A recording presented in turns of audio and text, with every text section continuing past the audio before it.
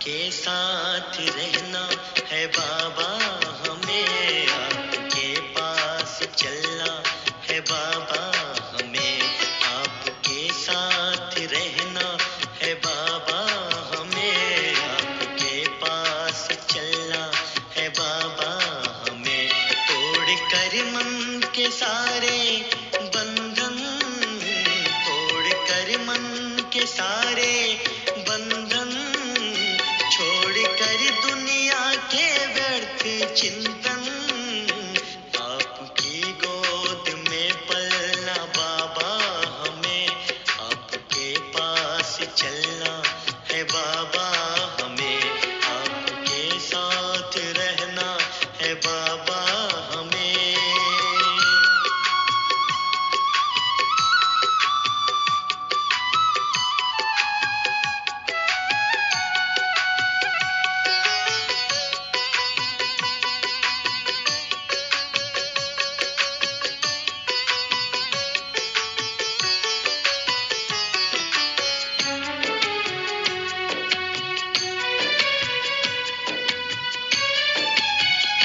हर घड़ी अब तो मुझको सुहाने लगे, बीते जीवन के हर पल कहानी लगे, हर घड़ी अब तो मुझको सुहाने लगे, बीते जीवन के हर पल कहानी लगे, अब तो दुनिया ही मुझको पुरानी लगे, अब तो दुनिया ही मुझको पुरानी लगे, अब ज़मीं आसमां सब रूहानी लगे, अब ज़मीं आसमां सब रूहानी लगे, एक श्रीमत पे चलना है बाबा, हमें आपके पास चलना है बाबा, हमें।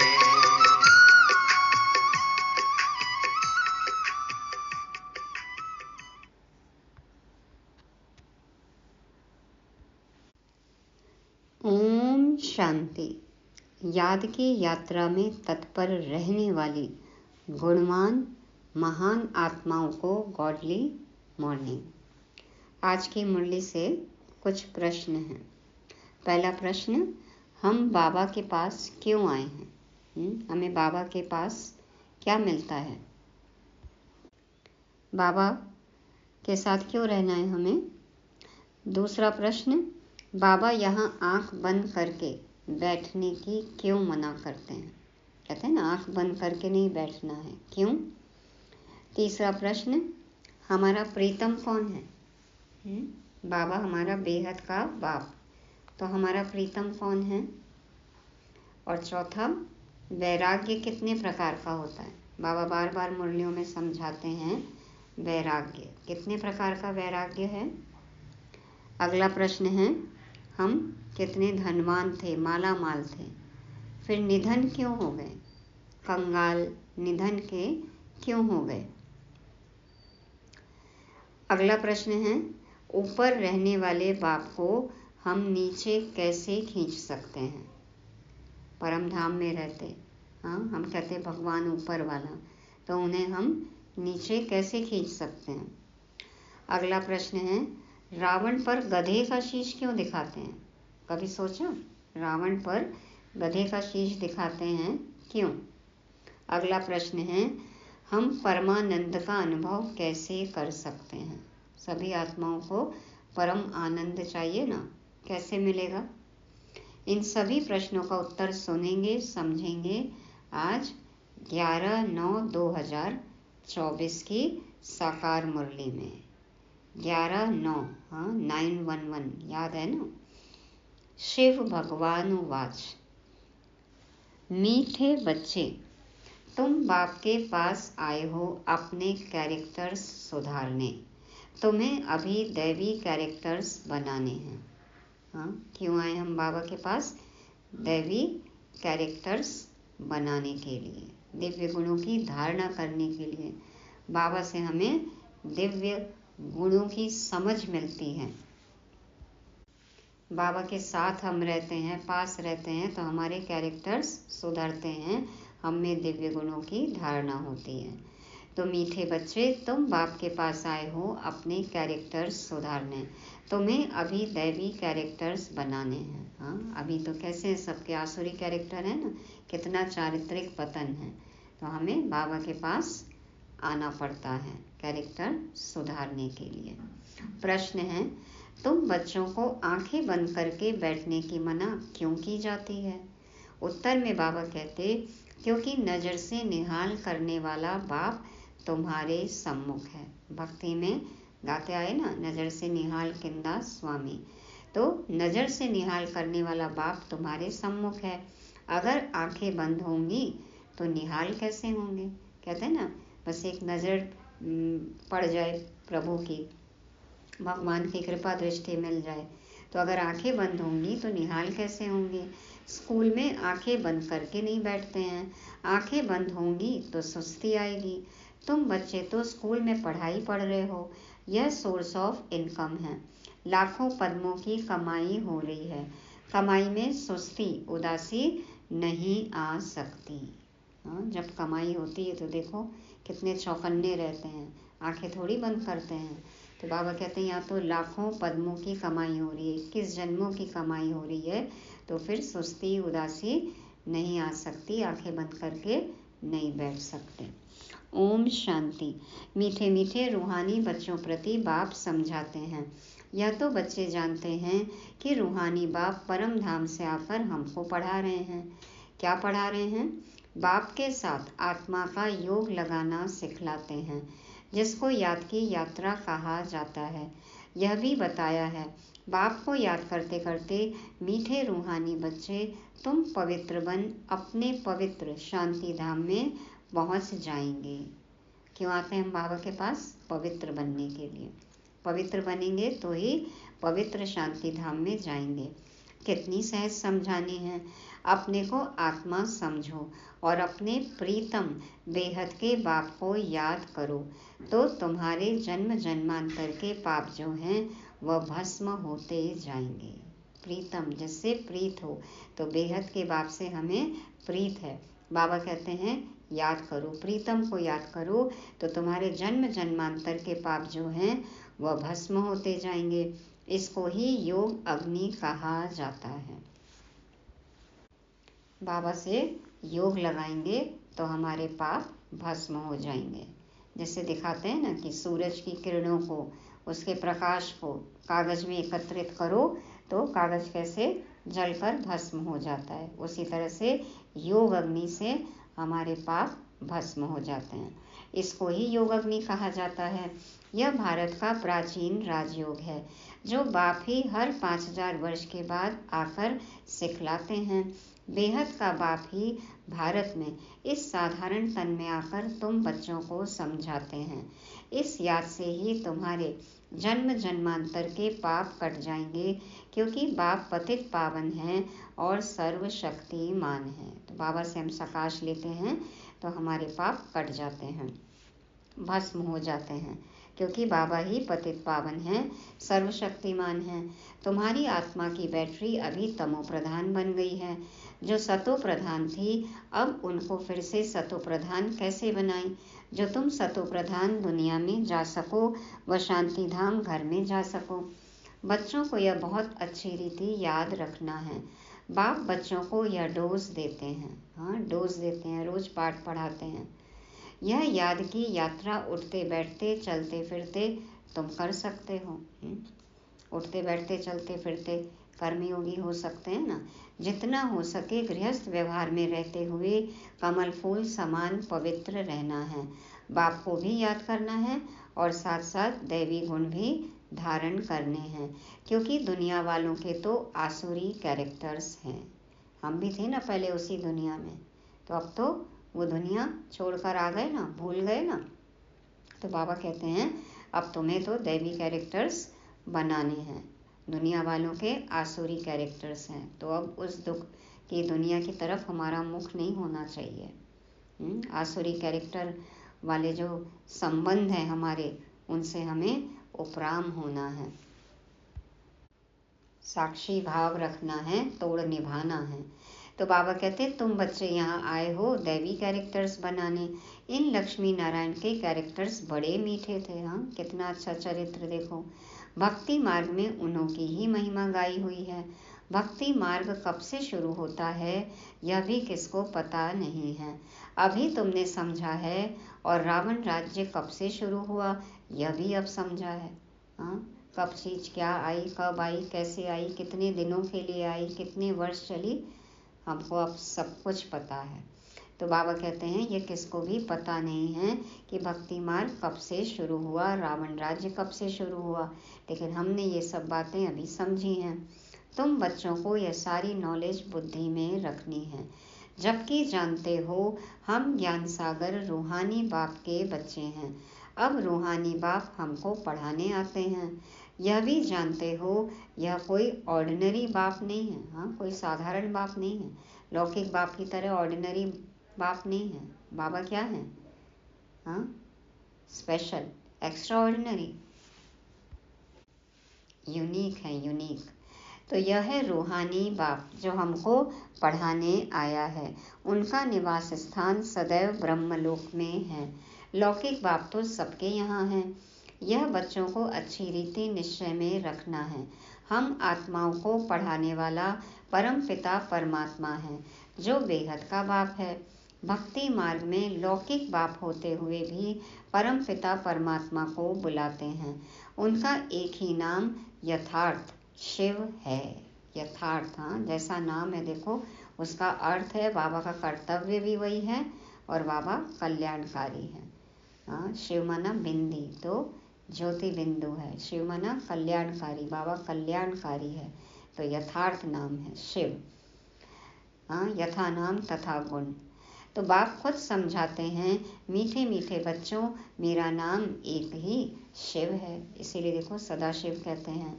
भल अनेक नाम अनेक मंदिर बनाए हैं, परंतु वह सब हैं भक्ति मार्ग की सामग्री। कर्तव्यवाचक नाम है। यथार्थ नाम मेरा एक ही शिव है। हाँ, जैसे होता है ना, एक ऑफिशियल नेम है, बाकी तो कई कई नाम रख देते हैं, एक ही नाम रजिस्टर्ड होता है। तो तुम बच्चों को आत्मा ही कहते हैं। शालिग्राम कहें तो भी हर्जा नहीं। अनेकानेक शालिग्राम हैं। कितने सितारे, कितनी आत्माएं, कितने शालिग्राम। प्रश्न था ना अभी की, कितनी आत्माएं हैं, कितने स्टार्स हैं। पेड़ के पत्ते कोई गिन सकता है? बाल कोई गिन सकता है? हाँ, स्टार्स गिन सकते हैं, आत्माओं को गिन सकते हैं। तो बाबा कहते हैं अनेकानेक शालिग्राम हैं। शिव एक ही है, वह है बेहद का बाप, बाकी सब हैं बच्चे। इसके पहले तुम हद के बच्चे हद के बाप के पास रहते थे। ज्ञान तो था नहीं, बाकी अनेक प्रकार की भक्ति करते रहते थे। आधा कल्प भक्ति की है। द्वापर से लेकर भक्ति शुरू होती है। रावण राज्य भी शुरू हुआ है। यह है बहुत सहज बात, परंतु इतनी सहज बात भी कोई मुश्किल समझते हैं।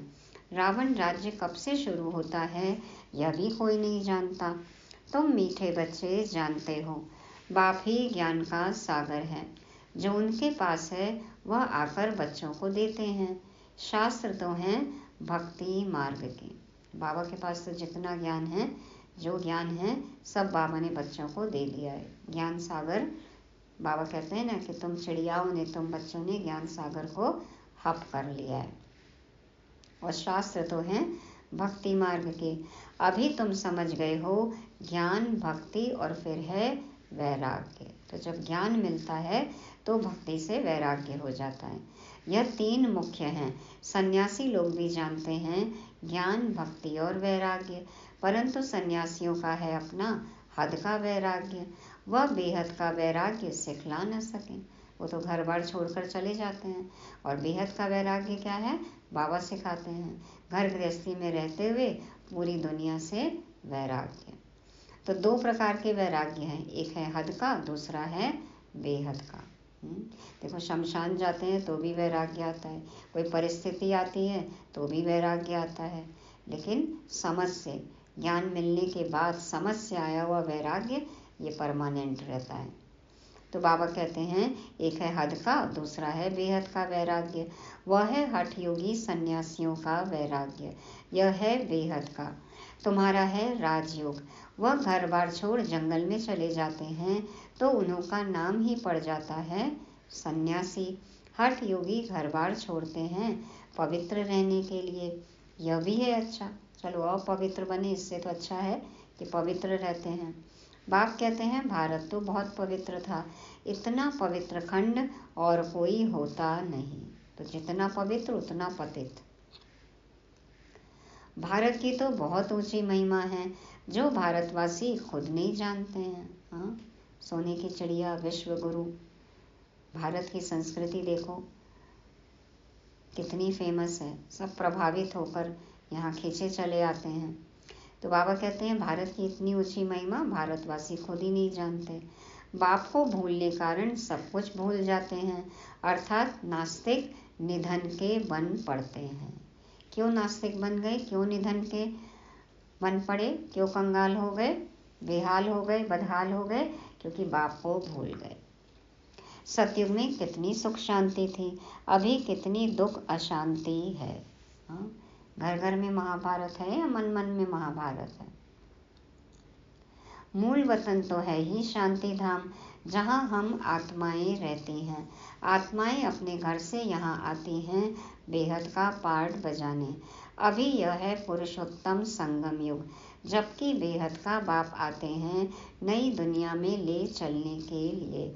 बाप आकर उत्तम ते उत्तम बनाते हैं, ऊंच ते ऊंच भगवान कहा जाता है, परंतु वह कौन है, किसको कहा जाता है, यह कुछ भी समझते नहीं हैं। एक बड़ा लिंग रख दिया है, समझते हैं यह निराकार परमात्मा है। हम आत्माओं का वह बाप है, यह भी नहीं समझते, सिर्फ पूजा करते हैं। हमेशा शिव बाबा कहते हैं रुद्र बाबा व बबुलनाथ बाबा नहीं कहेंगे।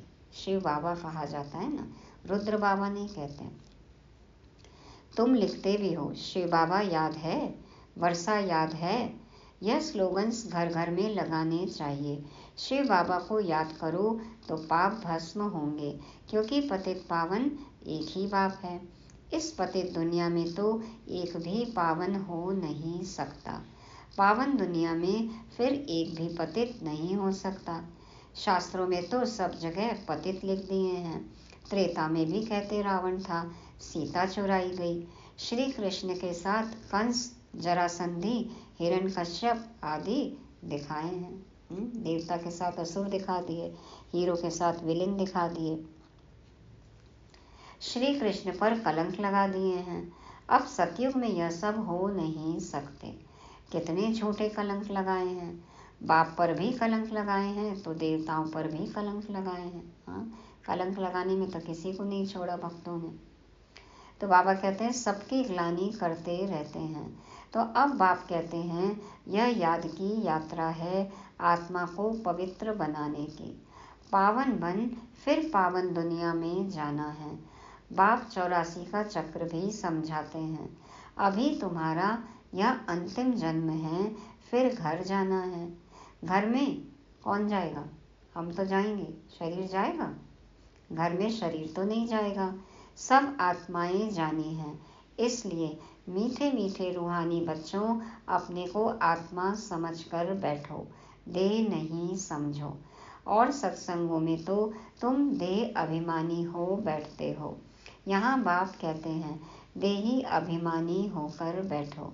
जैसे मेरे में यह संस्कार है, मैं ज्ञान का सागर हूँ, पवित्रता का, सुख शांति का सागर हूँ। तुम बच्चों को भी ऐसा बनना है। जो बाबा के संस्कार हैं वैसे ही हमारे भी संस्कार होने चाहिए।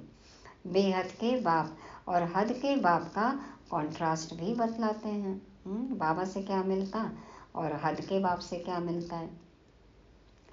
बेहद का बाप बैठ तुमको सारा ज्ञान समझाते हैं, आगे नहीं जानते थे। अभी सृष्टि का चक्र कैसे फिरता है, उनका आदि मध्य अंत और चक्र की आयु कितनी है सब बतलाते हैं। भक्ति मार्ग में तो कल्प की आयु लाखों वर्ष सुनाकर घोर अंधियारे में डाल दिया है।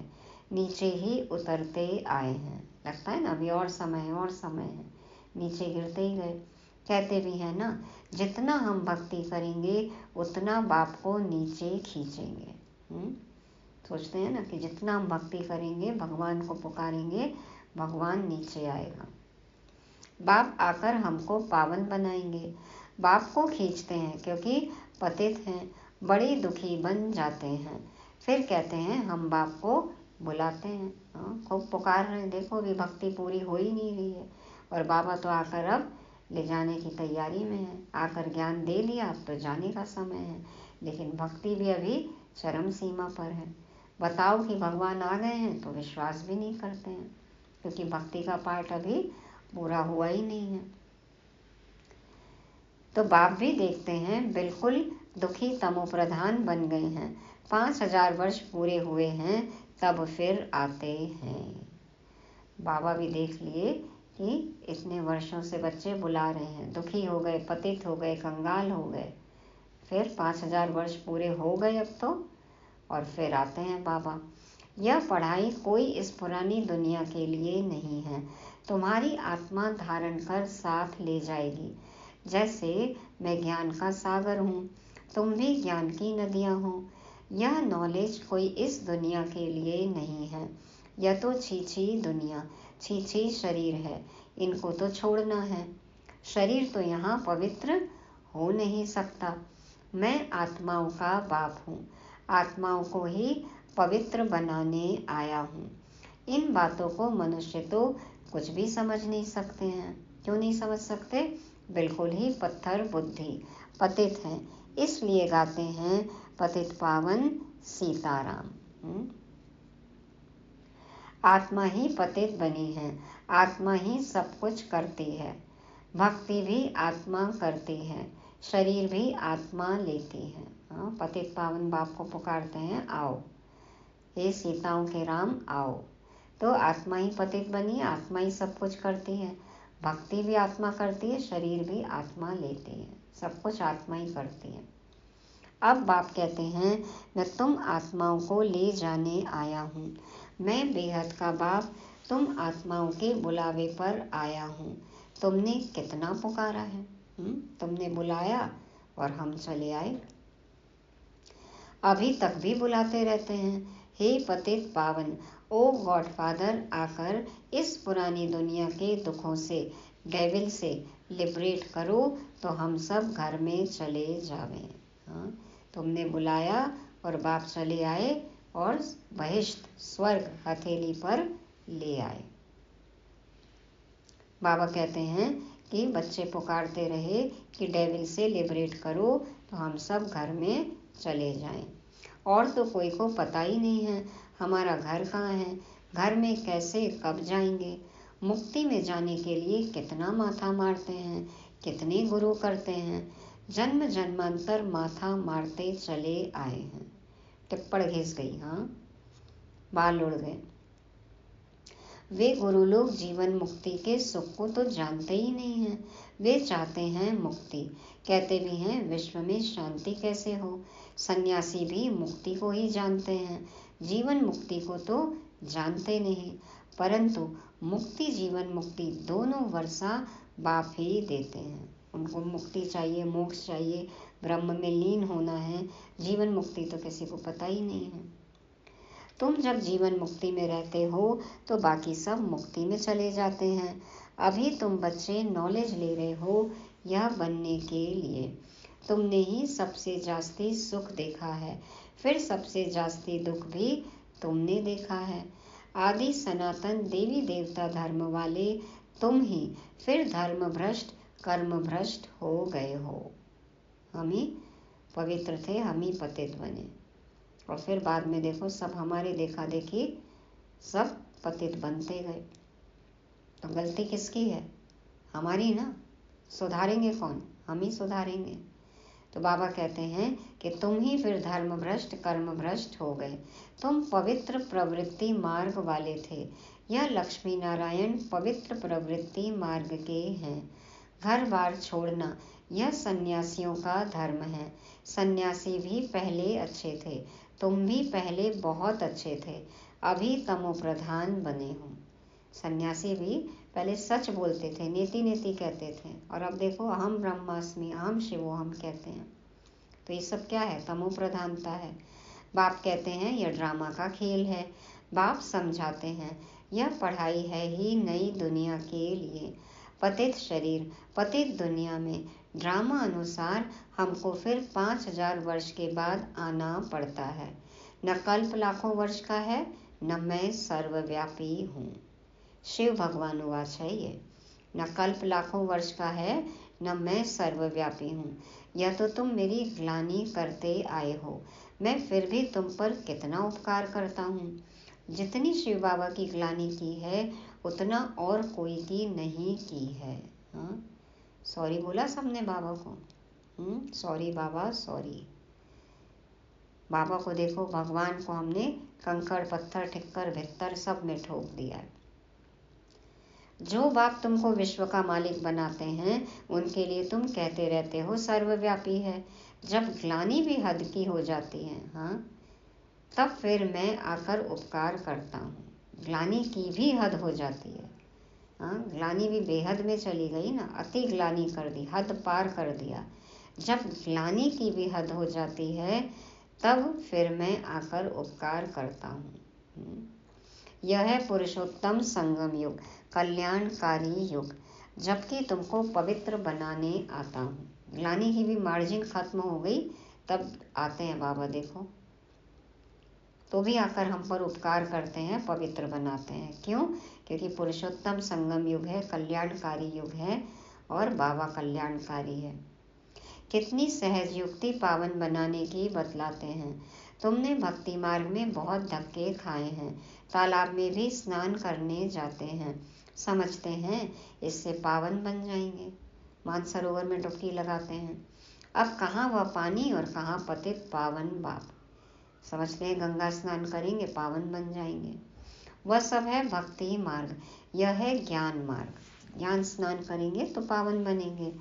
मनुष्य कितने घोर अंधियारे में हैं, कुंभकर्ण की नींद में सोए हुए हैं। हम तो नहीं है बैच लगे हुए कुंभकर्ण। यह तो तुम जानते हो, गाया भी जाता है, विनाश काले विपरीत बुद्धि विनश्यन्ति। हाँ, विनाश काल है अभी, और बाबा से विपरीत बुद्धि हुई तो विनाश ही होगा।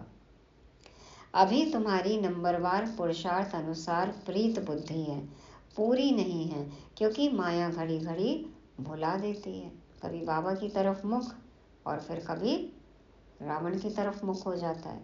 तो यह है 5 विकारों की लड़ाई। 5 विकारों को रावण कहा जाता है। रावण पर गधे का शीश दिखाते हैं। कितना भी सजाओ श्रृंगारो, गधा क्या करता है? लौट जाता है। हाँ, पूरा श्रृंगार खराब कर लेता है। कोई किसी को अक्ल नहीं होती तो बोलते हैं ना बिल्कुल गधे ही हो क्या। तो देखो बाबा भी हमें श्रृंगारते हैं। बाबा के साथ कभी हम प्रीत बुद्धि और फिर कभी विपरीत बुद्धि हो जाते हैं, रावण की तरफ चले जाते हैं। तो रावण पर गधे का शीश दिखाते हैं, तो बेअक्ल होकर हम विकारी बन जाते हैं। और जैसे जैसे विकारी बनते जाते हैं और ही अक्ल चट होती भी जाती है। तो बाबा ने यह भी समझाया है, स्कूल में कब आंखें बंद करके नहीं बैठना होता है। वह तो भक्ति मार्ग में भगवान को याद करने की शिक्षा देते हैं कि आंखें बंद करके बैठो। मन देखो कहाँ कहाँ भागता है, बुद्धि कहाँ कहाँ जाती है, नींद ही करते रहते हैं। यहाँ तो बाप कहते हैं यह स्कूल है। सुना भी है, नज़र से निहाल किंदा स्वामी। कहते हैं यह जादूगर है। अरे वह तो गायन भी है। देवताएं भी नज़र से निहाल होते हैं। नज़र से मनुष्य को देवता बनाने वाला जादूगर हुआ ना। हाँ, अपनी दृष्टि से नज़र से मनुष्य को देवता बना देते हैं बाबा। कितने बड़े जादूगर हैं। बाप बैटरी चार्ज करे और बच्चे आंखें बंद कर बैठें तो क्या कहेंगे? दृष्टि से शक्ति मिलती है ना। अब भगवान दृष्टि दे रहे हैं, कृपा दृष्टि मिल रही है,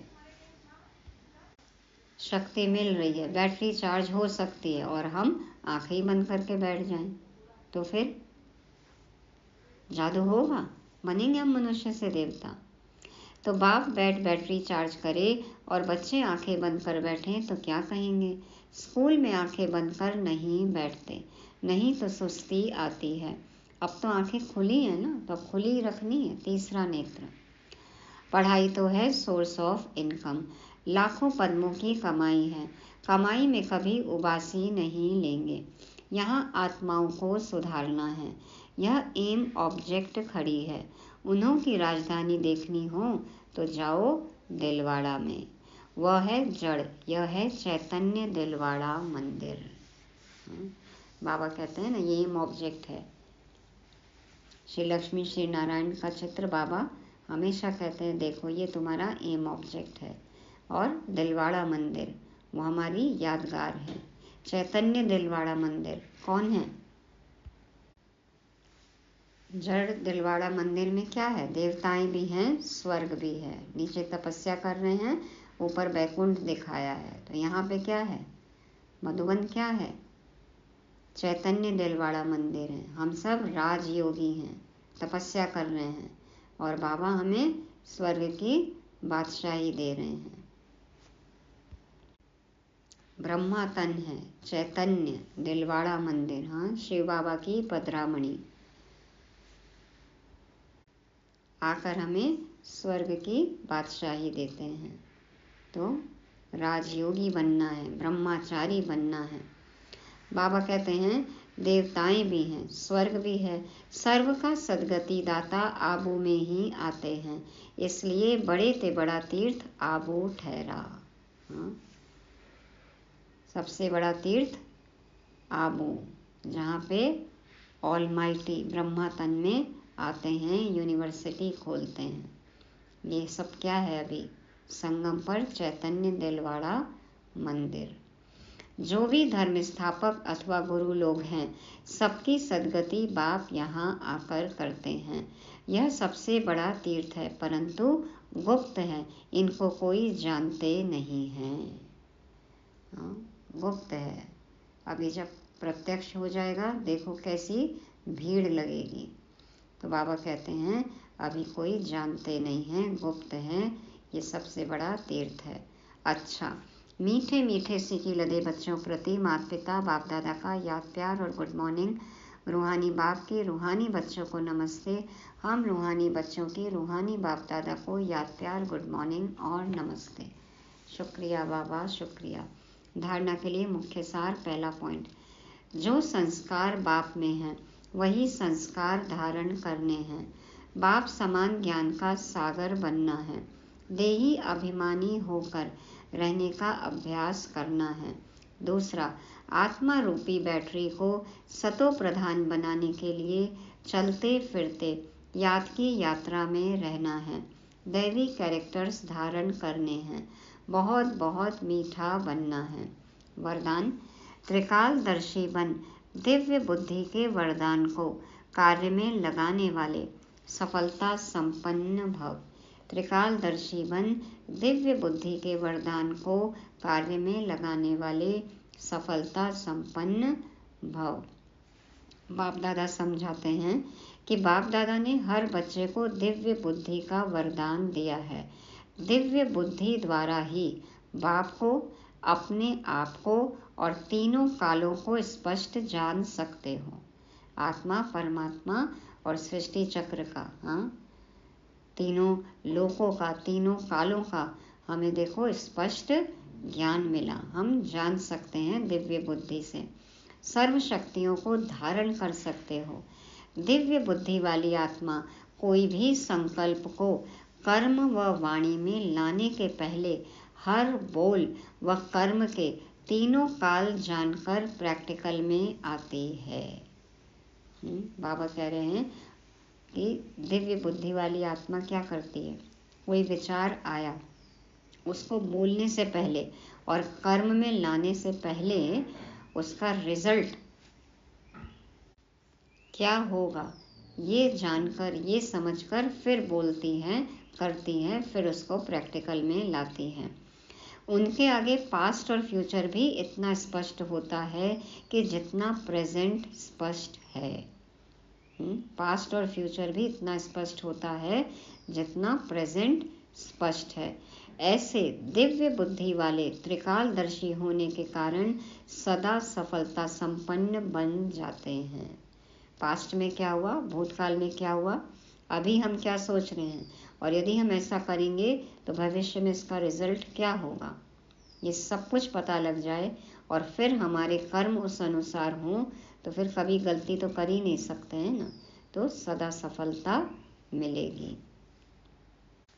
ये सब कब संभव होगा, जब हम जो दिव्य बुद्धि बाबा से मिली है, जो ज्ञान का तीसरा नेत्र मिला है, जो समझ मिली है, जो दृष्टिकोण हमें मिला है, सही समझने की, जानने की, देखने की जो शक्ति समझ मिली है, उसको हम अमल में लाएंगे तब। इसलिए सदा दिव्य नेत्र और दिव्य बुद्धि ही यूज करना है। स्लोगन, संपूर्ण पवित्रता को धारण करने वाले ही परमानंद का अनुभव कर सकते हैं। परमानंद सबको चाहिए ना, तो संपूर्ण पवित्र आत्माएं ही परमानंद का अनुभव कर सकती हैं। संपूर्ण पवित्रता को धारण करने वाले ही परमानंद का अनुभव कर सकते हैं। तो ये थी आज की मुरली। आज के 5 शब्द क्या याद रखेंगे? पहली बात, दैवी कैरेक्टर, दैवी कैरेक्टर। दूसरा, नज़र से निहाल। तीसरा, बाप समान संस्कार।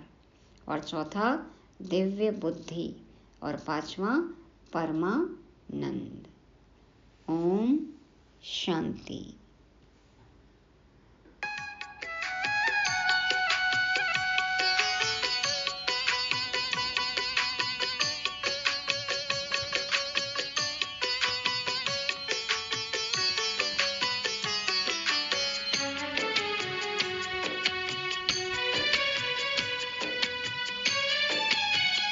महक रहे फूल बाबा के बगियन में, चहके मन पंछी संगम के गलियन में।